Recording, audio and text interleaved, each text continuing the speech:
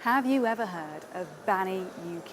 That's what he's known as in the drone racing community. But to his mum and dad, he's Luke Bannister. He's 17, he's a world champion, and while he was in London, between competing in Shanghai and the US, I caught up with him for a chat about what he does.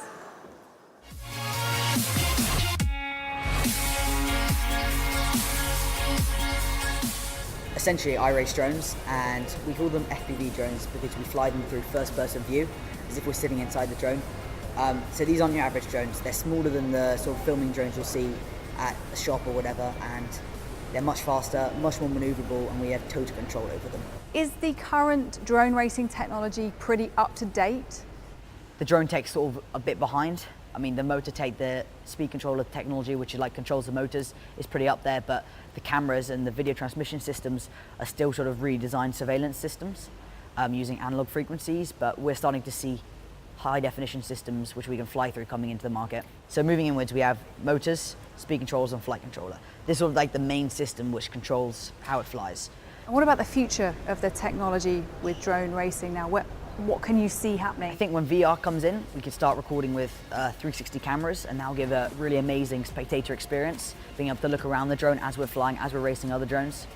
But another thing which will improve drone racing is the battery technology. Right now we're using lithium polymer batteries, and we're slowly getting better batteries, but that's really our main thing that's holding us back right now. Is there money involved in these competitions?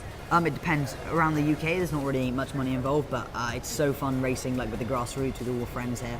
But usually in the more international competition, there is money involved, but really I do it for the fun of it and the enjoyment of racing. So do you get to keep the prize money, or does that go to the team? Get to keep the prize money, and some of it goes back into the team, which is good because it helps support us going out to races. For any budding drone racers out there, what would your top 3 tips be? So firstly, when you start, go out, get something like this, which is the perfect toy drone to start on. Is this like a smaller version of that? Yeah, basically a smaller version, scaled down bits in it. Is it really easy to use? Very easy to fly. Could I fly it? Here we go. Oh, okay, So I'm just going up now.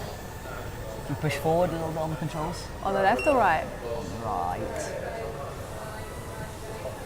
Ah, You're doing it. So what would your second and third tips be for beginners? My second tip would be practice and have fun. And my third tip would be, when you're looking to build a drone of this size, go on YouTube. There's tons of videos out there to help you learn, and you should find it pretty easy. Out of interest, what A-levels are you studying? I'm studying maths, physics and chemistry. Shame there isn't a drone racing A-level, right? Yeah. Oh. That'd be pretty easy. Here we go, coming down, coming down. And if you move the throttle even lower, landed. Woo, Awesome. High five.